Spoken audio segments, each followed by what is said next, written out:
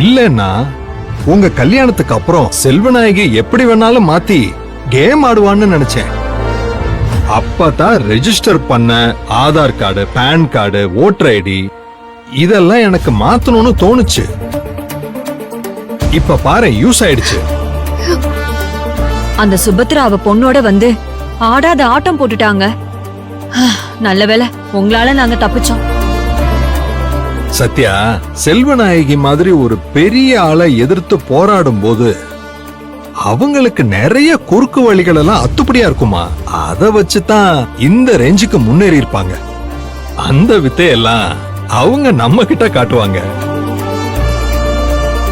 அவங்களை எதிர்க்க நம்ம கிட்ட இருக்கிற ஒரே ஆயுதம். ஆமாப்பா, இன்னைக்கு நான் அதை ரொம்ப தெளிவா புரிஞ்சுக்கிட்டேன். நீ கவலைப்படாத. தேவி கழுத்துல அபி தாலி கட்டுற வரைக்கும், இந்த கல்யாணம் நல்லபடியா நடக்கிற வரைக்கும் நான் உனக்கு எல்லா உதவியும் பண்ணுவேன்.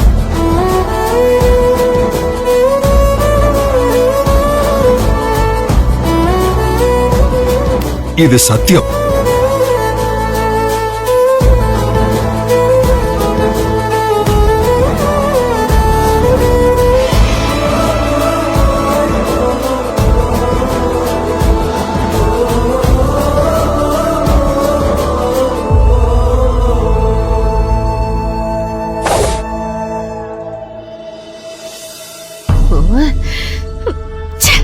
அந்த சத்யா நலனோட பொண்ணு இல்லன்னு ஆதார் கார்டை வச்சு ஆதாரத்தை கண்டுபிடிச்சிடலான்னு ரொம்ப ஆர்வமா போனேன். கடைசியில அந்த ஆதார் கார்டை நம்மள ஏமாத்திடுச்சே. உன்னால நான் கெட்ட, என்னால நீ கெட்ட. நீ அசிங்கப்பட்டதும் இல்லாம அந்த ஆர்த்தி முன்னாடி என்னையும் அசிங்கப்படுத்தி கூட்டிட்டு வந்துட்ட. இனிமே அவளை எங்கேயாவது பார்த்தா அவளும் அவ ஃப்ரெண்ட்ஸும் எனக்கு கேவலமா ஓட்டுவாங்கம்மா.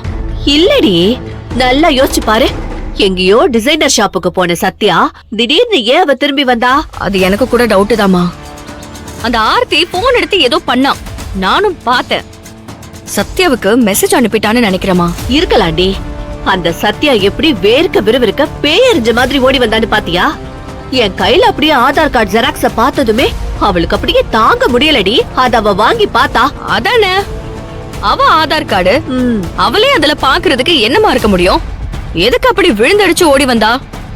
கார்டுல நலனோட பேரை பார்த்ததுக்கு அப்புறம் தான் அவ ரிலாக்ஸ் ஆனா. நானும் அத கவனிச்சேன்டி. இதுல ஏதோ ஒரு மர்மம் இருக்கு. ஏமா, ஒருவேளை நீ சொன்ன மாதிரி சத்யா நலனோட பொண்ணு இல்லையோ? நலனுக்கு இன்னொரு வைஃப் இருக்குமோ? எனக்கும் ரொம்ப நாளா அந்த டவுட் இருக்குடி.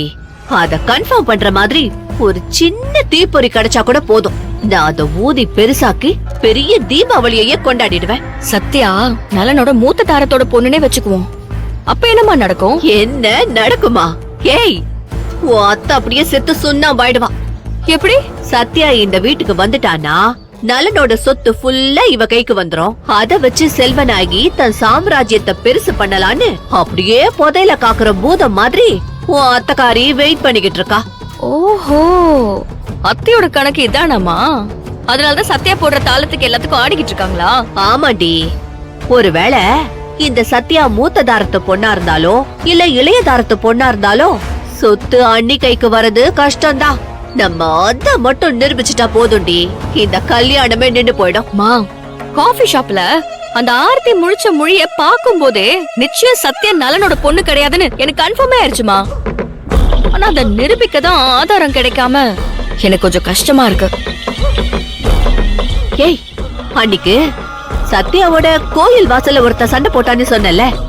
ஆமாமா, இவன் தானே? இவனேதான்.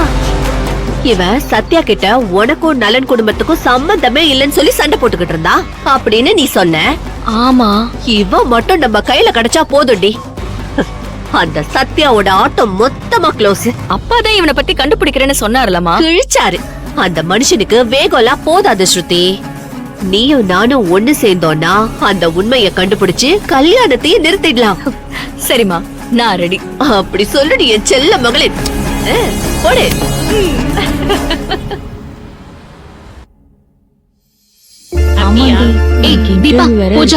சத்யாக்கா நல்லா இருக்கீங்களா? நான் நல்லா இருக்கேன். ஹாய் சத்யா, எப்படி இருக்க? நல்லா இருக்கியா? எங்களெல்லாம் மறந்துட்ட பாத்தியா? ஐயோ, பெரிய கையாயிட்ட. சச்ச, அப்படிலாம் இல்ல. யாராச்சும் கல்யாணிய பாத்தீங்களா? அவளோட போன் ரீச் ஆக மாட்டேங்குது. இல்லக்கா நாங்க பார்க்கலையே.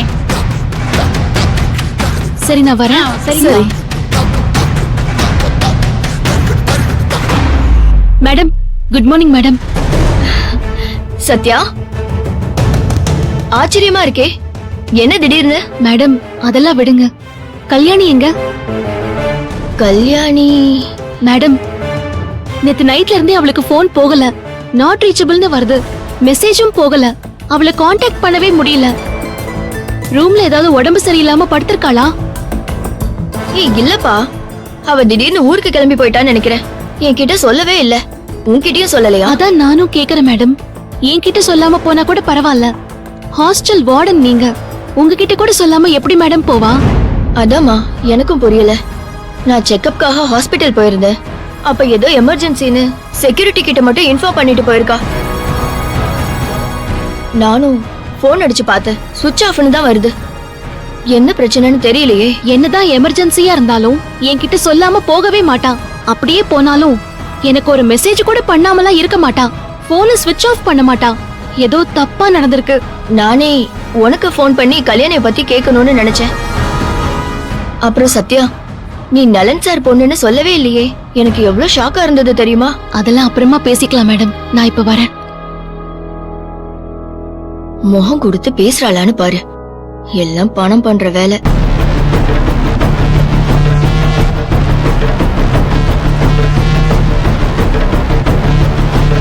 அண்ணே, சத்யா மேடம், எப்படி இருக்கீங்க? நான் நல்லா இருக்கேன். அம்மா, கல்யாணி எங்க? கல்யாணியா? ஐயோ, இவ வந்து கேட்டா அவ ஊருக்கு போயிருக்கான்னு சொல்ல சொன்னானே இந்த ஆளு. அண்ணே, என்னென்ன யோசிக்கிறீங்க? இருமா, வயசாயிடுச்சுல்ல, முதல்ல கல்யாணி யாருன்னு நான் யோசிக்க வேண்டாமா? அண்ணே, கல்யாணிய தெரியாதா? கல்யாணி, அந்த மேக்கப் பொண்ணு. ஆ, இப்பதாம்மா எனக்கு ஞாபகம் வருது. அவ உங்ககிட்ட ஏதோ சொல்லிட்டு போனான்னு வார்டன் சொல்றாங்க. ஆமாம்மா, திடீர்னு அர்ஜென்ட்டா ஊருக்கு போறேன், வார்டன் இல்ல, வந்தா சொல்லிடுங்கன்னு அது என்கிட்ட சொல்லிட்டு போச்சுமா. எப்படி போனா? எத்தனை மணிக்கு போனா? கையில பேக், சூட் கேஸ் ஏதாவது எடுத்துட்டு போனாளா? இங்க இருந்து ஒரு ஆட்டோ புடிச்சு போனாளா?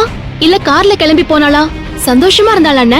இல்லனா ஏதாச்சும் டென்ஷன்ல அழுதுகிட்டே போனாளா? அம்மா அம்மா நிறுத்துமா, நானே வயசானவன், என்ன போட்டு இப்படி தாளிக்கிறியம்மா. அந்த பொண்ணு சொன்னதை நான் அப்பவே வார்டன் கிட்ட சொல்லிட்டேன். அதோட என்ன விடுமா, அந்த வார்டன் கிட்ட போய் கேட்டுக்கியம்மா. அண்ணே ப்ளீஸ்ண்ணே, ஏதாச்சும் மறந்திருந்தா கொஞ்சம் ஞாபகப்படுத்தி சொல்லுங்கண்ணே. கோச்சுக்காதீங்கண்ணே ப்ளீஸ்ண்ணே. ஏமா, எனக்கு வேற எதுவும் ஞாபகம் இல்லையம்மா. அப்படியா? அவ போன் எடுக்க மாட்டேங்கிறானே. ப்ளீஸ்ண்ணே, கொஞ்சம் ஞாபகப்படுத்தி சொல்லுங்கண்ணே. அந்த பொண்ணு உன் போன் எடுக்கலன்னா நான் என்னம்மா பண்றது? எனக்கு எதுவும் தெரியாது, டீ வேற ஆறுது, அப்புறம் வார்டன் மேடம் திட்டுவாங்க. நான் வரேம்மா.